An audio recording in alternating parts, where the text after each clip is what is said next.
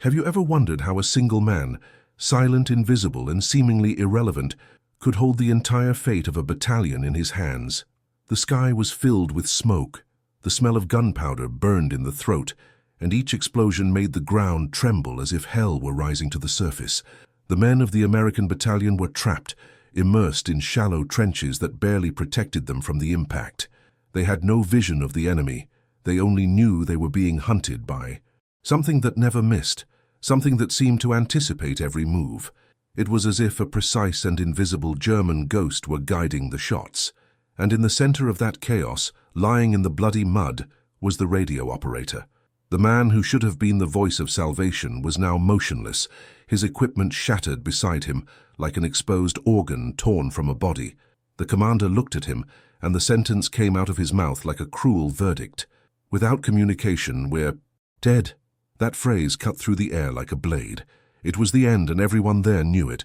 But what no one imagined, not even the commander, nor the terrified men awaiting the final bombardment, was that something much bigger, much more unexpected, was about to happen.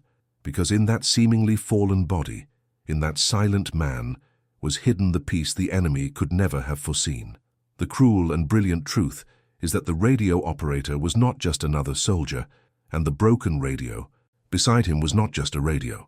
That moment, the most desperate of the entire campaign, was just the tip of the iceberg of a plan that no one knew was being pulled by a single man.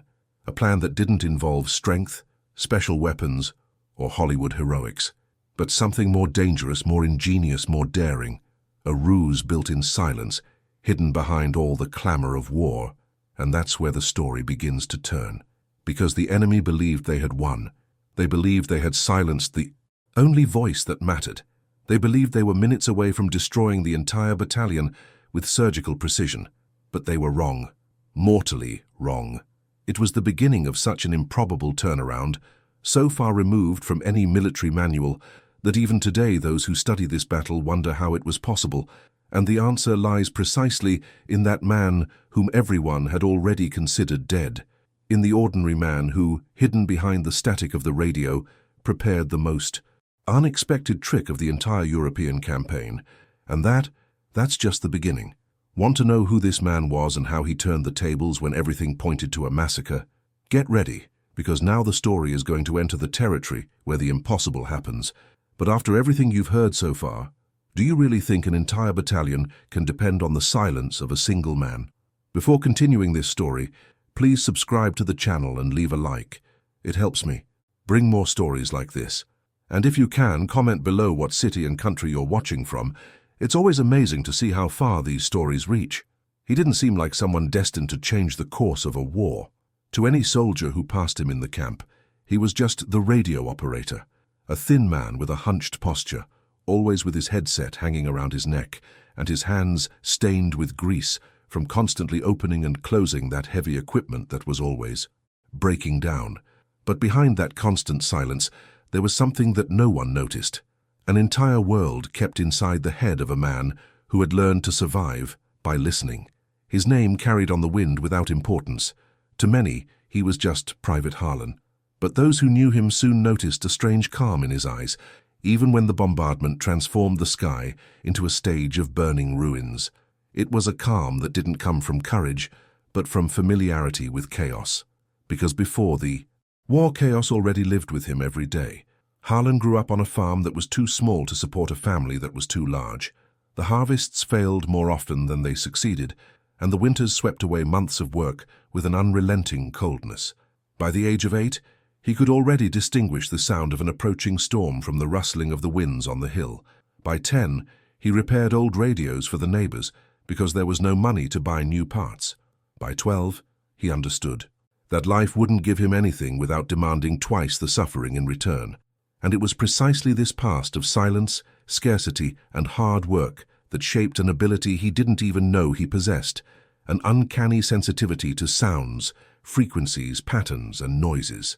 While other soldiers heard only static, Harlan heard stories, intentions, directions, and distances. Listening was his secret weapon, and he carried this weapon long before he donned an American uniform. When he arrived at the front lines, everything seemed different and at the same time all too familiar. The smell of gunpowder was worse than the smell of burnt oil from the farm machinery, but it triggered the same instinctive alert reflex. The sound of enemy footsteps in the early morning reminded him of the sound of dry branches breaking under his father's boots, and the absolute silence before an attack. That was the silence Harlan had known since childhood, when frosts killed everything around and life seemed suspended in the air. But there was something no one saw. Inside him, Harlan carried an enormous fear. It wasn't the fear of dying, nor of fighting. It was the fear of failing. The fear that his mistake would cost the lives of dozens of men who trusted the radio as if it were a miracle. Each transmission he made seemed to carry the weight of an entire harvest on his shoulders. Every interference, every pulse, every crackle was analyzed with the precision of someone who knows that the slightest flaw can destroy everything. In the first few weeks, Harlan tried to be just another soldier, but war doesn't allow someone with a gift to go unnoticed. The soldiers began to notice that he always knew before everyone else when something was wrong. He would turn his face towards the horizon, seconds before the enemy artillery began bombarding. He would call for silence an instant before intercepting a German message that no other operator could pick up. He identified false signals, coded messages, and interference in an almost supernatural way. And while the other soldiers were learning to shoot, Harlan was learning to survive by listening to the enemy breathe over the radio waves. But the weight of it was devastating. At night, when everyone was asleep, he would sit alone, taking apart the radio for the 10th time, not because he needed to, but because he couldn't switch off his mind. The fear of missing something, of letting vital information slip by, hammered at his head. He demanded so much of himself that the simple static of the radio became louder than any explosion on the battlefield. On some days, Harlan felt like disappearing. On others, he felt anger, not at the enemy, but at himself. Anger at carrying a responsibility that no one understood. Anger at not having the glorious skills of the others. He wasn't the sniper. He wasn't the muscular infantry hero. He wasn't the pilot who shot down planes. He was the radio guy, and that title, however simple, carried the fate of many. But everything changed the day he realized he didn't need to be the classic hero. He just needed to be who he always was, the farm boy who knew how to listen to the world. The wind changed that day. Not the real wind, but the wind within him. For the first time, Harlan didn't feel afraid of the radio. He felt purpose. He felt that something inside him was ready to go further. That this strange sensitivity, this habit of listening to everything with obsessive attention, wasn't a flaw. It was his greatest weapon. And it was precisely this weapon, invisible to all, that led him to the scheme that would change the fate of the battalion. A daring, risky plan, so simple it seemed absurd, but one that only someone like Harlan could have perceived amidst the absolute chaos of war. The silent man, the man no one noticed, was about to do something no military manual foresaw. Something born from poverty, pain, and the hard life that had always tried to leave him behind. And as the war raged on, Harlan, without realizing it, was preparing for the most decisive moment of his own existence, a moment when his sensitivity would cease to be a burden and become the only chance of survival for hundreds of men. The world around him didn't know it yet, but the radio operator was about to become the key player in a battle that seemed lost, and it would all begin the moment he discovered that the enemy wasn't as invincible as it seemed. He just needed to know where to listen. Harlan didn't believe he had anything special. For him, hearing better than others was just a consequence of a lifetime surrounded by noises that no one else seemed to notice. But when the war began to weigh on his shoulders, he was forced to revisit a past he had spent years trying to forget, because there, in the harsh memories of childhood, lay the root of everything he would become. As the platoon advanced through muddy trails or crossed smoking ruins, the radio slung across his back felt heavier than any weapon. It was strange. Many soldiers carried machine guns, extra ammunition, grenades, but no one seemed as exhausted as Harlan. It wasn't the physical weight. It was the weight of knowing that if he made a mistake, each step those men took could be their last. And it was precisely this pressure that caused old memories to begin to resurface, mingling with the constant static of the radio. With each interference, each crackling sound, Harlan was transported back to the farm, where he grew up.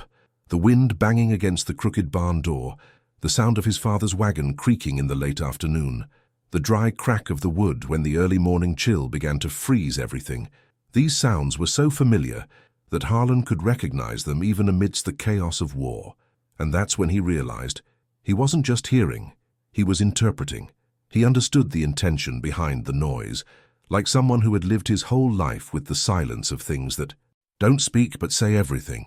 While the other soldiers lived trapped in the brutal present, Harlan lived trapped in memories. Sometimes, while adjusting the radio, he remembered his mother, sitting near the old, barely functioning Brown set. She adjusted the dial with infinite patience, as if each sound said something important. "The world always speaks to those who are willing to listen," she would say. At the time, he thought it was too poetic. In the war, he realized it was true. That memory became an anchor amidst the chaos. When everything seemed confusing, when signals crossed, when messages were lost, Harlan would close his eyes and try to listen as his mother would listen. He would forget the gunshots and explosions around him. He would focus on the detail, on the hidden frequency, on the pattern that no one else saw. And this detail began to place him in a different position within the battalion. The soldiers started consulting him before advancing. The commander would ask for his impressions before authorizing any attack, and this generated a gigantic conflict within him. While his gift was useful, he was terrified of failing, afraid that a single mistake of his would put everyone in an ambush, afraid of being responsible for deaths. One day, during an exhausting march, Harlan moved a few meters away from the group to try and improve the radio signal. While battling the interference, he heard something strange, a faint, almost imperceptible repetition. It was as if the enemy were relaying something on a loop, perhaps without realizing it. It was a clue, a discrepancy, a loophole, something that could give the Americans an advantage. But Harlan hesitated. What if he misinterpreted it? What if it was a trap? What if he was only hearing his own fear? That moment exposed the deepest wound within him. Harlan had never believed he was good enough. His entire life he had been treated as an ordinary, replaceable, unremarkable person. And now, suddenly, he was at the center of decisions that would define the life or death of hundreds. That night, he barely slept. He sat there, staring at the radio, as if the equipment could answer his insecurities. He tried to find the courage to trust his own instincts. He tried to accept that his ability was no accident. It was a consequence of everything he had lived through. The suffering, the poverty, the scarcity, the years listening to life speak through silence. All of that prepared him to be in that exact place in that exact war. And it was that night that something changed inside him. There was no grand moment, no divine revelation, just a subtle, almost invisible decision. He would stop doubting himself, not because he thought he was special, but because he no longer had a choice. Someone needed to believe that he knew what he was doing, even if it was only himself. When the sun rose, Harlan stood with something new in his eyes, a mixture of determination and acceptance. He was still, afraid, very afraid, but he wouldn't run from it anymore. The battalion needed someone who could see what no one else saw, who could hear what no one else heard. And Harlan finally understood that he could be that person. During that day's advance, he noticed the same repetition on the enemy frequency again. This time he didn't hesitate. He wrote everything down, analyzed it, compared it with other previous transmissions, and finally approached the commander with what he had discovered. His hands trembled, but his voice didn't falter. From then on, the battalion began to move with more confidence. Harlan began to interpret patterns that allowed the Americans to avoid ambushes, anticipate attacks, and even confuse small enemy groups. He didn't know it yet, but he was exactly on the path that would lead him to the brilliant trick that would change everything. The simple farm boy, the boy who grew up silently listening to the world, was beginning to understand his true worth. And the war, brutal, unpredictable, cruel, was about to give him the opportunity that would transform an anonymous radio operator into the one responsible for saving hundreds of lives. And it was precisely this silent gift, born of pain and humble life, that would allow for the most audacious stratagem any American soldier had ever witnessed. The trick wasn't born from a heroic moment, nor from glorious inspiration. It emerged in the same way that life's great solutions do, in a mixture of desperation, intuition, and a detail so small that anyone else would ignore it. And it was precisely this detail that crossed Harlan's mind one cold morning, while the static of the radio seemed to echo like mechanical breathing inside the trench. The war was intensifying. The enemy seemed to anticipate every move of the American battalion. Ambushes were happening with frightening, almost surgical precision. It was as if someone was reading the commander's plans in advance. The tension in the camp was palpable. Experienced men trembled at the sound of footsteps in the woods. Everyone's gaze seemed to carry the same silent question. How do they know so much? Harlan, however, didn't think like the others. Instead of focusing on the fear, he focused on the sound, the pattern, the noise. He sat with the radio open once again, trying to understand what had been bothering him for days. There was something there, a subtle repetition, an irregular pulse, a breathing sound that shouldn't exist in a military transmission. He fiddled with the cables, adjusted the frequency, switched channels, and the more he listened, the more he felt that something was amiss. That's when he realized. Something so absurd that for a second he thought he was going crazy. The Germans were using a technique to mask important messages with artificial noise. It was a strategy known to experienced operators, but there was a flaw. A tiny, ridiculous, almost poetic flaw. Between each artificial interference, there was a microscopic space of silence. A silence so short that to any ordinary human it was imperceptible, but not to Harlan. He had heard that kind of silence his whole life. The silence that precedes a storm, the silence between the crack of wood and the breaking of a branch, the silence between two blows of his father weeding hard earth. That tiny void carried directions, coordinates, movements. He was unwittingly hearing what the Germans wanted to hide, but the real insight didn't come from that. It came when Harlan, without realizing it, tapped his index finger on the metal of the radio case, creating a small tick, tick, tick rhythmic. At that moment, the radio static responded strangely, slightly diverting the interference. And that's when the final piece fell into place. If the Germans masked their messages with noise, then noise could also be used against them. It was there, in that trench, cold to the bone and with mud clinging to his skin, that Harlan conceived the scheme that would change everything. It wasn't complicated. It wasn't advanced. It was ridiculously simple. He would use small rhythmic alterations in the noise of the American transmission itself to confuse the German detection mechanism. In other words, he would pretend to be the enemy. He would create false messages. He would give wrong coordinates, false orders, illusory movements. He didn't need to imitate words, only frequency patterns, only pulses, only the invisible music of radio waves. To any formerly trained soldier, that would seem like madness. To Harlan it made perfect sense because he saw rhythm where others saw noise. He saw patterns where others saw chance. Still, he hesitated. The idea was dangerous. If it went wrong, the Germans would immediately notice and triangulate their position.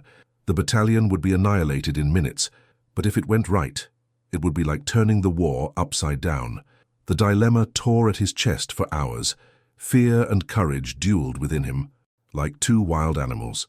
He knew he wasn't authorized to do this.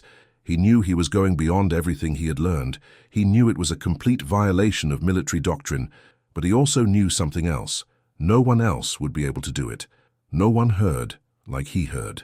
No one understood silence like he understood it. In the end, the decision didn't come from logic. It came when he looked at the men sleeping around him.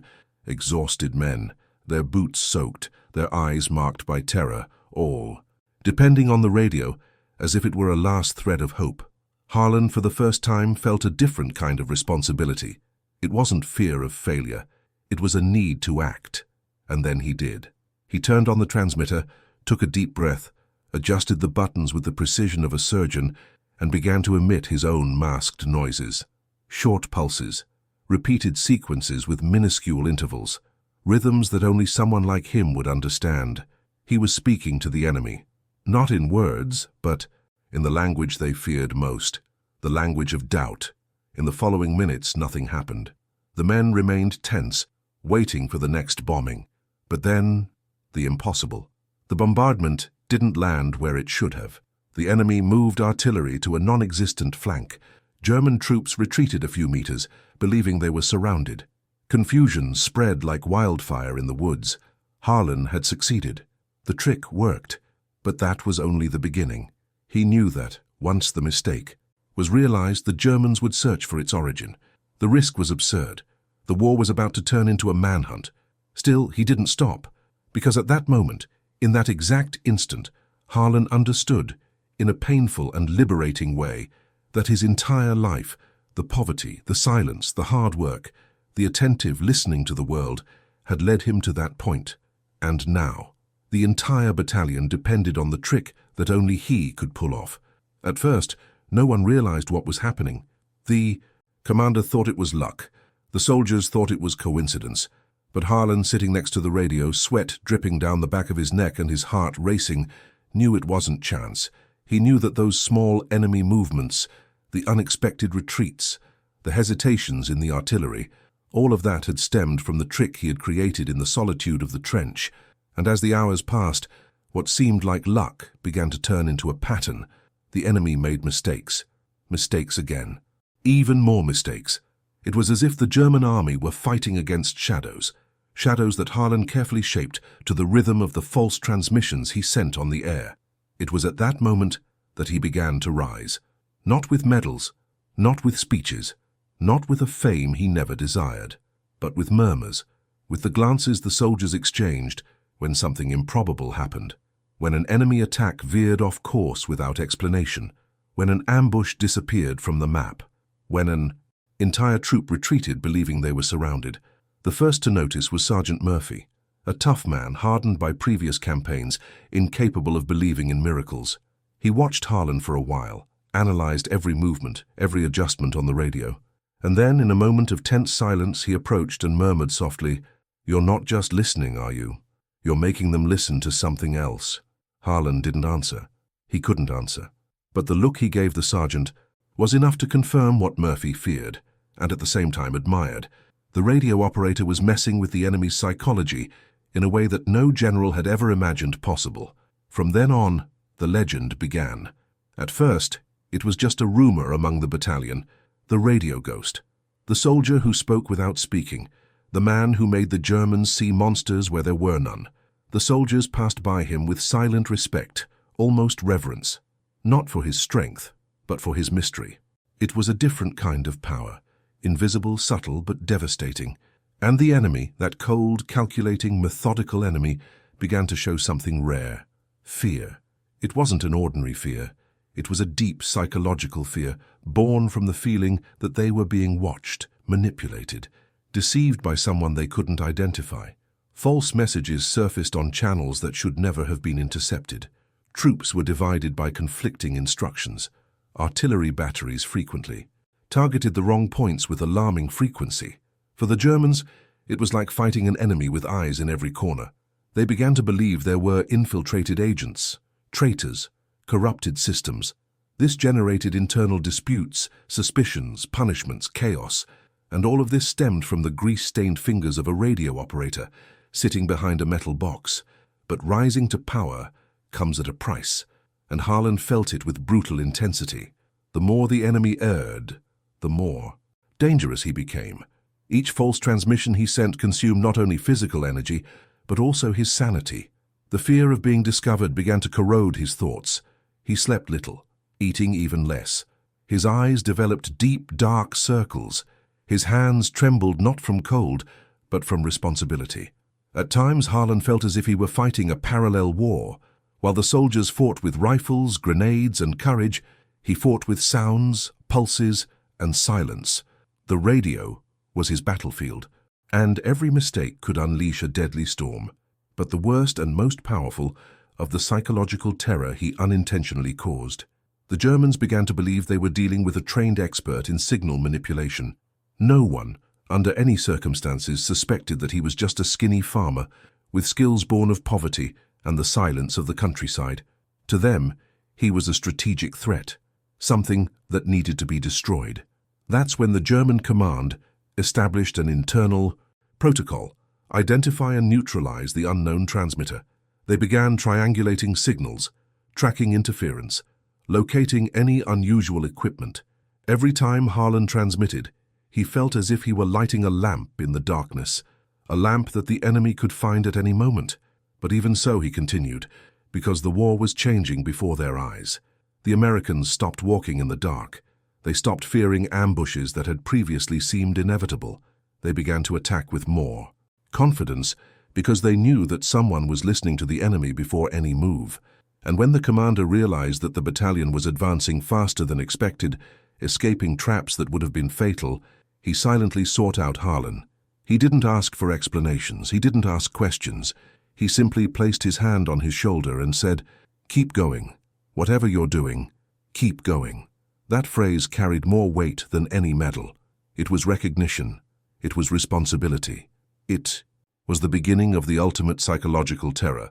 Now the American command also depended on him. With each passing day, Harlan grew more lethal, not with weapons, but with logic, not with strength, but with cunning. He sent out false patterns that seemed plausible. He created echoes that simulated entire battalions where there was only jungle. He made the enemy believe they were being surrounded by invisible troops, and the more he did this, the more desperate the Germans became. Entire troops retreated. Commanders lost confidence. Artillery batteries fired into the void. Platoons isolated themselves, fearing they were falling into traps that didn't exist. And the radio operator, calm, thin, silent, was there, sitting at the bottom of the trench, bearing the weight of it all. He had become a shadow, a nightmare, a ghost that haunted the enemy, and at the same time carried the fear of becoming a victim of his own power. But that was only the beginning of the price he would have to pay. Because from the moment the enemy realized he was being manipulated, the entire force of the German war machine was directed toward a single objective: find the man who was talking to the radio and eliminate him, no matter the cost. And that's where the story begins to delve into the most dangerous point of all. Because Harlan's rise was about to trigger the greatest manhunt of the war. Harlan's rise did not go unnoticed for long. The enemy, previously confused, was now furious. And fury in war always transforms into obsession. From the moment they realized they were being manipulated, the Germans did what any army would do when deceived. They decided to eliminate the threat at its root. But they didn't know who was responsible. They had no name, face, or rank. They only knew that there was a phantom interfering with communications, someone capable of anticipating orders and sabotaging them masterfully. And that someone became a priority: the American. Battalion began to feel this change even before understanding the reason. First came the targeted attacks, random bombings that fell alarmingly close to the sector where the radio was located. Then, specialized units equipped with antennas appeared, sweeping the terrain in search of suspicious signals. They were triangulating, scanning, hunting. Every transmission Harlan made could be his last breath, and he knew it. For the first time since he had begun his scheme, Harlan felt genuine fear, the kind that makes your muscles tense and your heart pound so hard it hurts. It was no longer the fear of making a mistake. It was the fear of being discovered, fear of drawing enemy fire on men who blindly trusted him, fear that at any moment an enemy projectile might fall squarely on the radio station and extinguish its existence without warning. Nevertheless, he continued broadcasting. But the price of greatness began to take its toll. Exhaustion accumulated in invisible layers. Harlan slept little, sometimes only minutes between transmissions. His hands trembled so violently that he had to hold his fingers one by one before adjusting a dial. His pupils were constantly dilated, as if his entire body were trapped in a state of constant alert. He sweated even in the cold. His stomach churned just from bringing his hand close to the transmitter, and yet he couldn't stop. The battalion depended on him. That responsibility pushed him forward, even when his mind screamed at him to give up. And it wasn't long before the first big blow arrived. On a grey afternoon, as the battalion moved toward a supposedly safe area, an enemy projectile landed so close to the communications tent that the impact lifted Harlan off the ground like a rag doll. He slammed hard against the metal structure, bruising his ribs and cutting his eyebrow. The radio flew off, shattering on the muddy ground. For a few moments, Harlan saw nothing but flashes of white. The sound became a distant echo, as if he were underwater. He tried to stand, but his legs gave way. The world was spinning. The warm blood that ran down his face mixed with the dirt on the ground. His breath became short and painful. The entire tent was destroyed. Sergeant Murphy ran toward him, shouting his name. Harlan heard the distorted, distant voice. "Stay with me, soldier," Murphy repeated, holding his face. But Harlan could only think about one thing: the radio. He needed to see the radio. "I needed to know if I could still transmit, because if I couldn't, the battalion would be in danger." Murphy understood even before he tried to speak. The sergeant looked at the destroyed radio and cursed loudly. Then he called 2 men and ordered them to rebuild the communication station urgently, even if they had to use makeshift parts from abandoned trucks. Harlan saw everything blurry, but he heard enough, and that was enough for him to fight against the pain and the fainting spell. He knew he needed to keep going, even wounded, even bleeding, even without seeing properly. He dragged himself to where the broken radio was and began to collect the pieces. The sergeant tried to stop him, but Harlan faced him with a determination that no wounded man should have. "If I stop, they win," he murmured with difficulty. That moment marked a turning point within the battalion. The men saw a radio operator, not the sniper, not the muscular movie hero, bleeding, bent over, his face covered in dirt and pain, yet still, fighting to rebuild the only link that kept them all alive. It was there that he ceased to be just a soldier. There, he became something more to his comrades. He became hope. But the enemy was getting closer and closer to finding him. German interceptors intensified the hunt. They narrowed the search area, concentrating artillery in ever smaller sectors. For 2 nights in a row, the battalion had to hastily move camp because the enemy triangulation was dangerously close. Harlan began, transmitting only in extremely short windows, seconds, constantly changing frequencies, trying to escape detection. It was a deadly game of cat and mouse, and his body could no longer keep up. He was coughing up blood. He had a persistent fever. His hands could barely hold the transmitter. The sound of any explosion made his heart race so hard it could kill him before any enemy could. Sergeant Murphy insisted he rest. The commander even threatened to forcibly remove him, but Harlan refused. Everything. Because deep down he knew that his life was no longer just his own. It was the life of 300 men, perhaps more, who depended on what he heard, what he interpreted, what he made the enemy believe. And then the worst happened. On a late afternoon that was too quiet to be normal, the sky lit up with dozens of projectiles. It was a massive, precise bombardment, aimed exactly at the battalion's sector. The enemy had finally triangulated. They were coming to kill him. Explosions shook the ground. Trees split in 2. Men ran in desperation, and there was Harlan trying to protect the radio with his own body while everything collapsed around him. The tent collapsed on him. The antenna bent. The transmitter burned out. He was trapped between rags, metal, and smoke, feeling the air scarce and death drawing near. There, for an eternity, Harlan thought it was all over. He thought of his father, the farm, the silence of his childhood. He thought of the sound of the approaching storm. He thought he would die without being able to transmit it one more time. But fate, or chance, decided to let him live. A group of soldiers pulled him from the wreckage. He was alive by mere inches. He saw the sky through the crack in the torn tent. He saw the world spinning. And he saw above all that he had one last chance. Injured, feverish, and almost unable to stand, Harlan decided he wasn't going to stop, because the price of greatness was high, and he was willing to pay it in full. And what he would do next would change the course of the war in a way that no one would ever forget. The bombardment that afternoon seemed designed to wipe the American battalion off the map. Each explosion fell closer, as if the enemy had finally found the heart of the unit.